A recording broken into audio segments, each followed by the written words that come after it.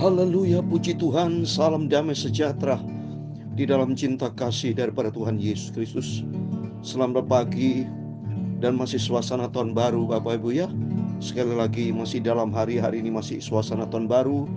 Puji Tuhan, kita diizinkan Tuhan memasuki di hari yang kedua di tahun baru 2024. Saya berterima kasih kepada Tuhan karena hanya oleh rahmat dan anugerah Tuhan Yesus saya melaksanakan pelayanan pekerjaan Tuhan masuk di YouTube ini sejak COVID 2021 berlangsung 3 tahun Bapak Ibu.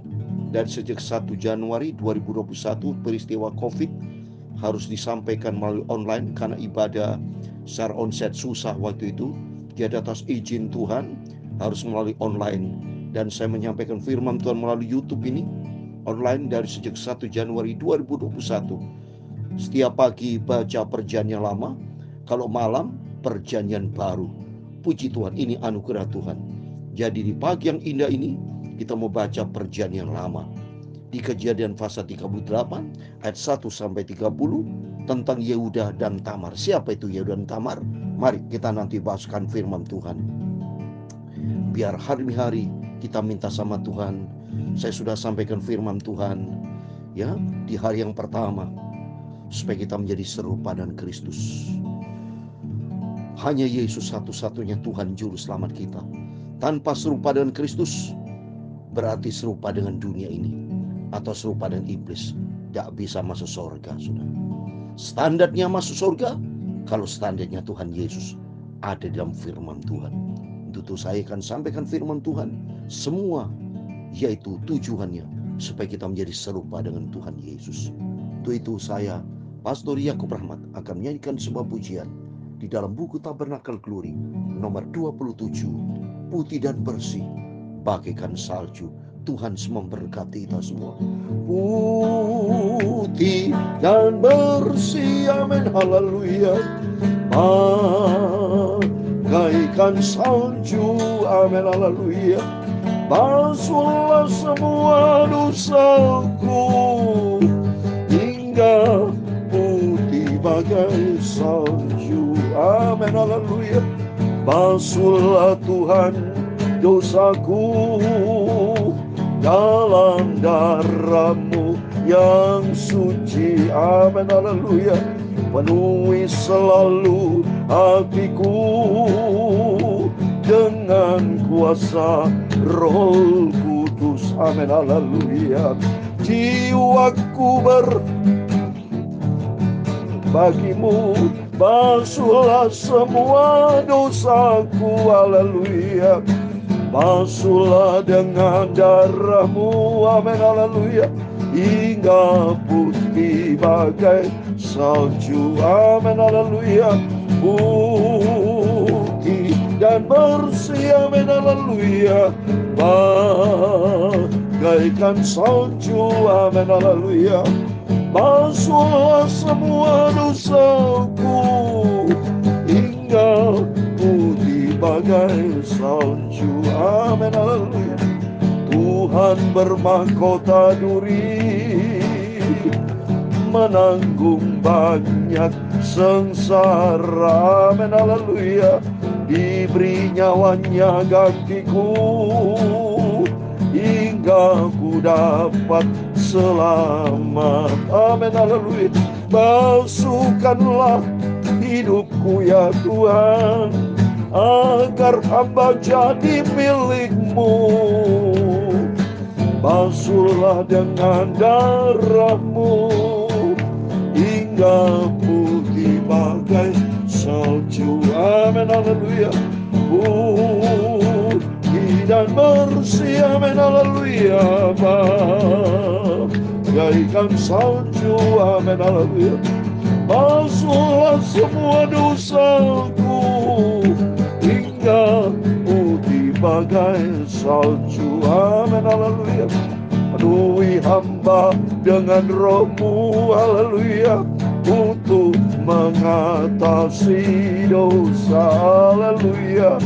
Sucikanlah hatiku ini ya Bapa, jadikan hamba kabar-Mu, haleluya, hingga berkenan pada Tuhan. dan berbuat dalam kerajaan-Mu. Amin. Basuhlah dengan darah-Mu hingga putih bagai salju. Amin. Haleluya. Putih dan bersih. Amin. Haleluya. Bagaikan salju. Amin. Haleluya. Basuhlah semua dosaku hingga putih bagai salju. Amin. Haleluya.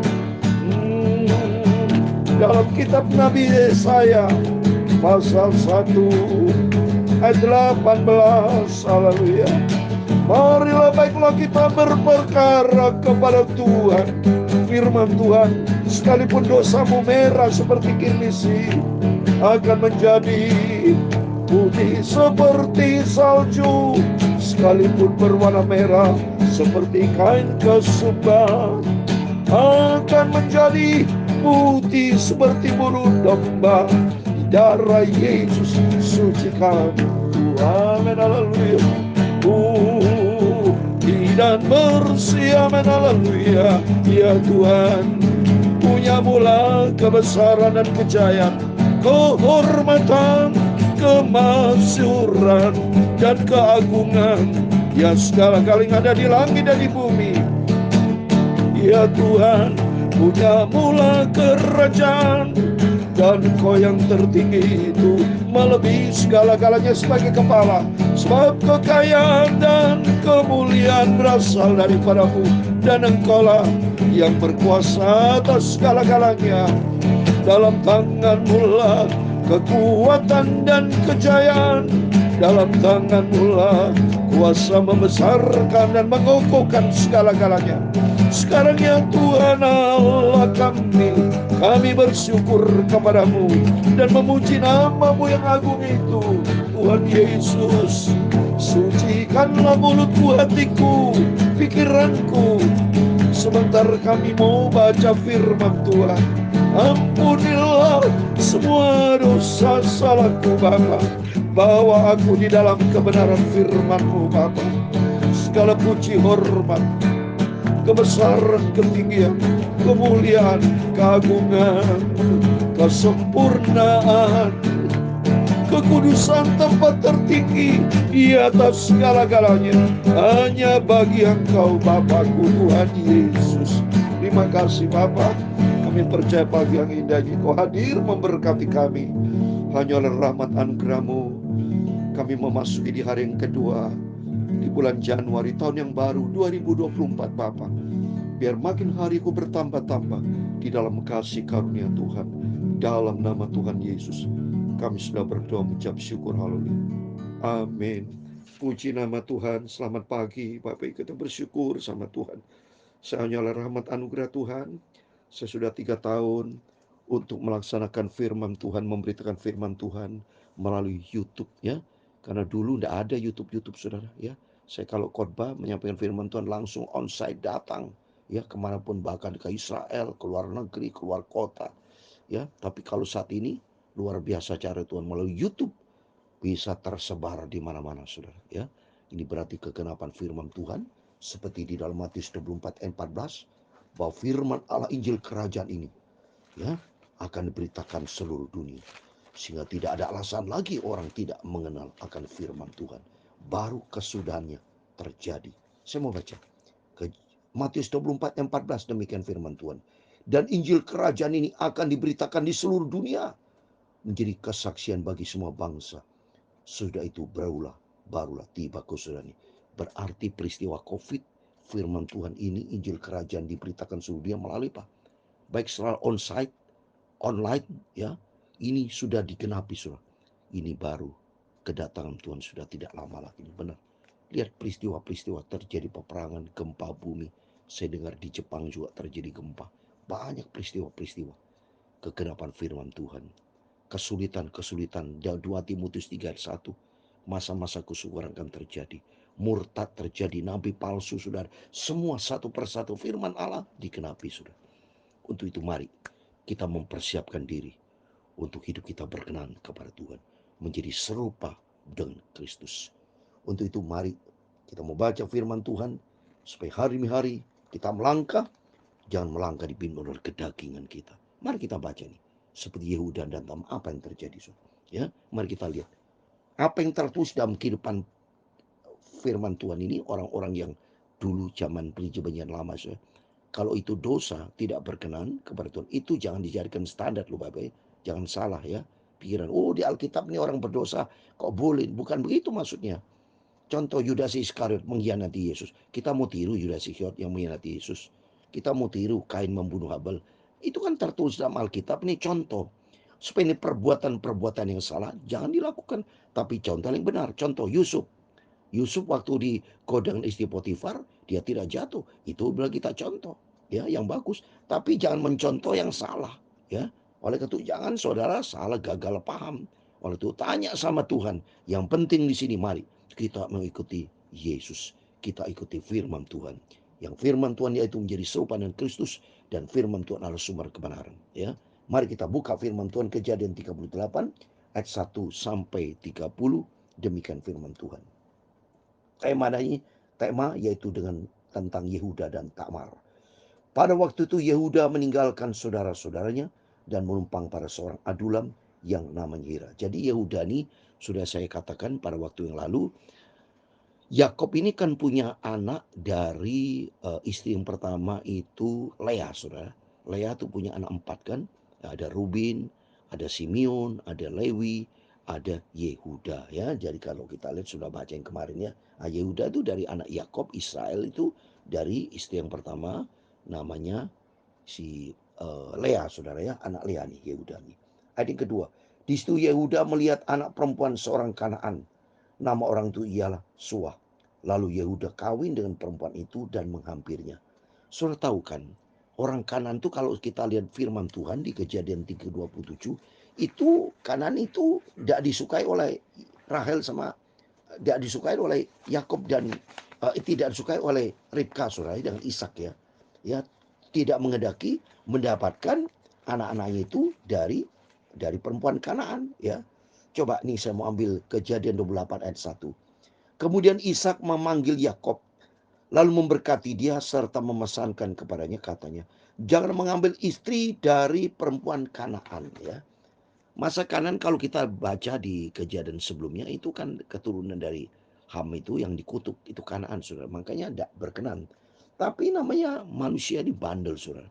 Seperti Hawa sudah dibilang jangan makan buah pohon baik dan jahat itu, tapi tetap dilanggar.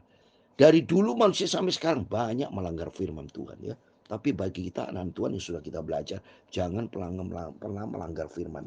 Ini Yehuda sudah melanggar, saudara ya. Di situ Yehuda melihat anak perempuan Kanan, nama orang itu ialah Sua. Lalu Yehuda kawin dengan perempuan itu dan menghampirinya.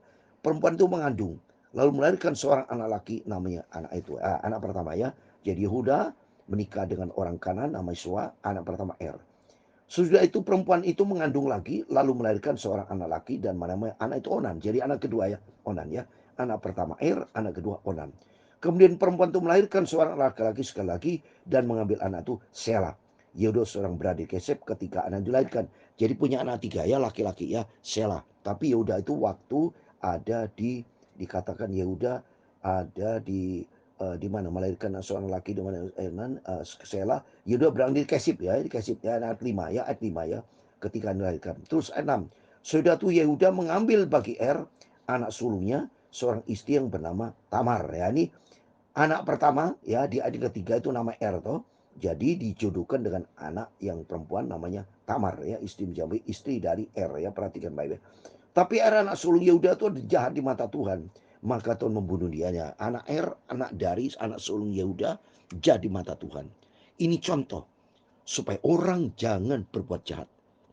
Orang berbuat jahat habis saudara sama Tuhan. Ini bukti nyata nih firman Allah.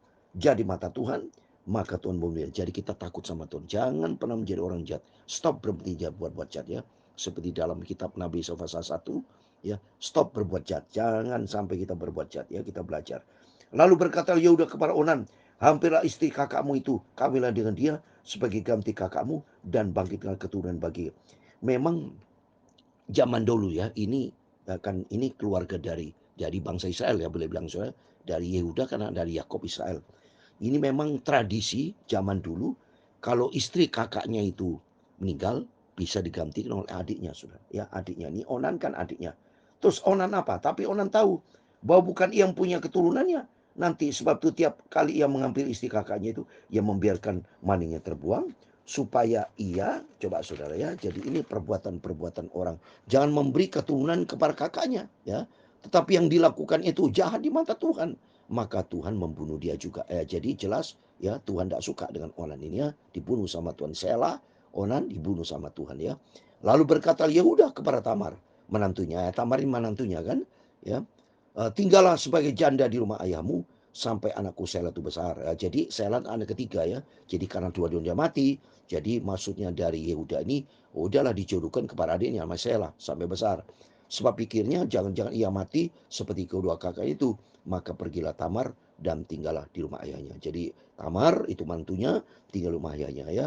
Setelah berpara-para matilah anak Sua istri Yehuda ya.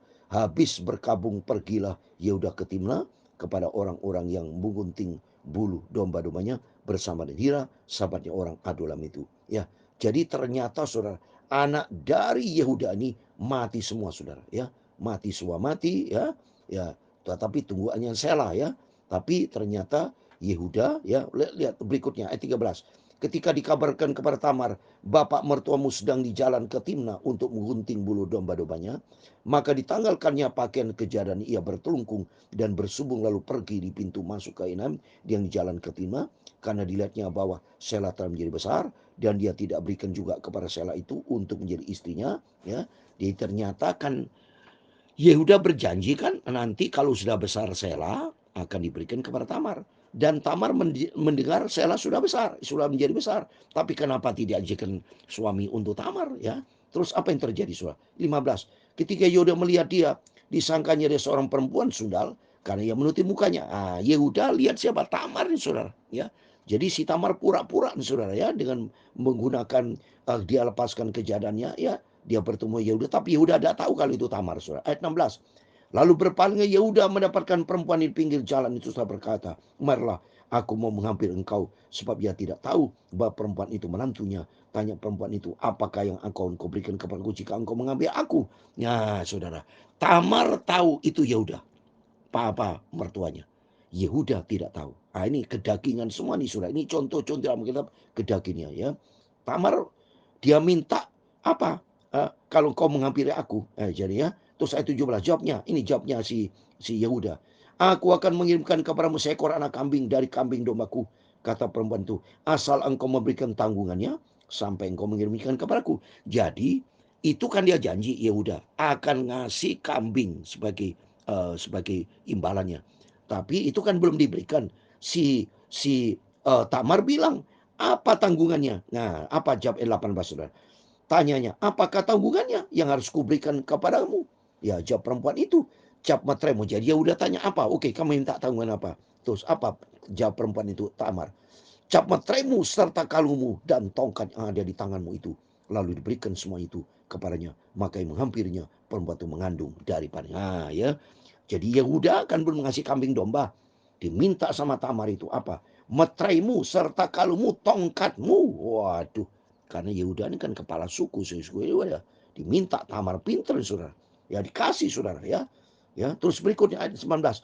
Bangunlah perempuan itu, lalu pergi tinggalkannya telungkungnya, dikenakannya pula pakaian kejadian. Saudara ya, pintar Tamar ini. Dia ambil semuanya, dia pulang saudara ya. Adapun Yehuda yang mengirimkan anak kambing itu dengan perantaran sahabatnya orang Adulam itu untuk mengambil kembali tanggungannya dari tangan perempuan itu, tapi perempuan tidak dijual. Jadi tukar saudara. Jadi maunya Yehuda, ayo gua kasih kambing domba, tapi tanggung dikasih tongkat itu semua, metrai kembalikan. Tapi ternyata Tamar pinter saudara, dia pergi tidak ditemukan lagi. Terus apa berikutnya? Ya bertanya tamat tempat tinggal perempuan itu. Di mana ke perempuan jalang yang dulu tadinya di pinggir jalan di Enam itu? Jawab mereka, tidak ada di sini perempuan jalang. Kembali aja kepada Yehuda dan berkata, tidak ada ku jumpai dia. Juga orang di tempat itu berkata, tidak ada perempuan jalan, hilang saudara. Ya Tamar tidak dijumpai lagi. Lalu berkatalah Yehuda, biarlah barang-barang itu dipegangnya supaya kita jangan menjadi buah olok-olok. Sungguhlah anak kambing itu telah kukirimkan, tapi engkau tidak menjumpai perempuan ini. Ya sudah tidak ketemu saudara ya. Terus apa yang terjadi? Sudah kira-kira 3 bulan dikabarkan kepada Yehuda, Tamar menantumu bersundal, bahkan telah mengandung dari persudahannya itu.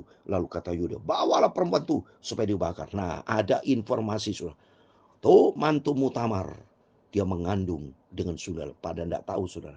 Yehuda bawa itu kehamilan dari Yehuda. Terus Yehuda bilang, ayo bawa ke sini, ku bakar dia. Tidak tahu itu mengandungnya dari Yehuda. Saudara. Apa yang terjadi? Wah, ayat 25. Waktu dibawa perempuan itu menyuruh orang kepada mertuanya mengatakan, dari laki-laki yang empunya barang-barang inilah aku mengandung. Juga dikatakannya periksalah siapa yang punya cap materai serta kalung dan tongkat ini. Ayat 26. Yehuda memeriksa barang-barang itu lalu berkata, bukan aku, tapi perempuan itulah yang benar. Karena memang aku tidak memberikan dia kepada Sela anakku. Dan ia tidak bersetubuh lagi dengan perempuan. Bohong saudara. Yehuda tidak ngaku. Padahal waktu Tamar ditunjukkan itu, barang ternyata tongkat materai itu kepunyai Yehuda. Terus ayat 27. Pada waktu perempuan itu hendak bersalin, nyatalah anak kembar dalam. Ini anak dari Yehuda, kembar saudara ya. 28. Dan kita ia bersalin, saudara anak itu mengeluarkan tangannya, lalu dipegang oleh bidan, diikatnya dengan benang kemisi serta berkata, inilah yang lebih keluar. Ayat 29. Ketika anak itu menarik tangannya kembali, keluarlah saudara laki-laki, dan bidan itu berkata, alangkah kuatnya engkau menembus keluar. Maka anak itu dinamai Peres. Anak pertama, anak dari Yehuda, tapi dari mantu Tamar. Sudah nggak beres saudaranya ya. Terus yang kedua, ayat 30. Sudah itu keluarlah saudara laki-laki yang tangannya telah berikat benang kirimis itu. Lalu kepadanya diberi nama Serah. Jadi ini anak dari Yehuda bertemu dengan Tamar, mantunya. Inilah contoh saudara-saudara ya. Perbuatan zaman dulu tuh banyak dosa-dosa zina dilakukan yang jahat di mata Tuhan. Jangan ditiru ya. Tapi di sini kita belajar supaya hidup kita jangan melakukan perbuatan tercela. Karena Tuhan mau supaya hidup kita kudus di hadapan Tuhan. Karena firman Tuhan katakan di dalam 1 Tesalonika sebagai terakhir. 5 ayat 23 dikatakan, semoga Allah damai sejahtera menguduskan kamu seluruhnya. Dan semoga roh, jiwa, dan tubuh terpelihara sempurna dengan tak bercacat pada kedatangan Yesus ke Tuhan kita. Amin. Mari kita menjadi serupa dengan Kristus, supaya kita tidak lakukan hal yang bercelah. Kalau kita tidak tahu, sudah tahu itu dosa, jangan lakukan. Tapi kita takut sama Tuhan. Mari kita minta sama Tuhan, putihkan Tuhan, bersihkan hidupku, putih seperti salju. Amin. Putih dan bersih. Amin. Haleluya. Bagaikan salju. Amin. Haleluya.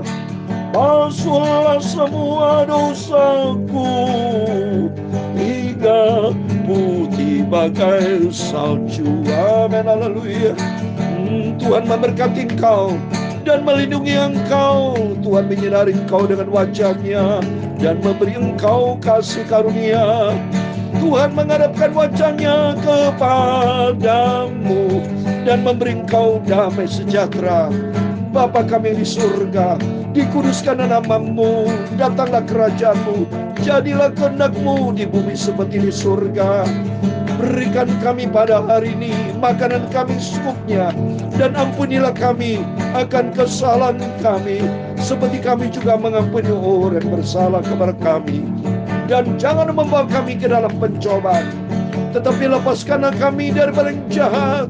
Karena Engkau-lah yang punya kerajaan dan kuasa dan kemuliaan sampai selama-lamanya. Amin. Tuhan memberkati kita semua. Puji Tuhan, Tuhan memberkati kita semua. Mari kita mau hidup kudus di hadapan Tuhan. Semua yang tertulis dalam Alkitab terbuka, supaya kita bisa membedakan mana yang benar, mana yang salah. Seperti perintah Tuhan kepada Adam dan Hawa, jangan makan buah ini. Perbuatan dosa jangan kita lakukan, tapi mau hidup kita di dalam kebenaran firman Tuhan.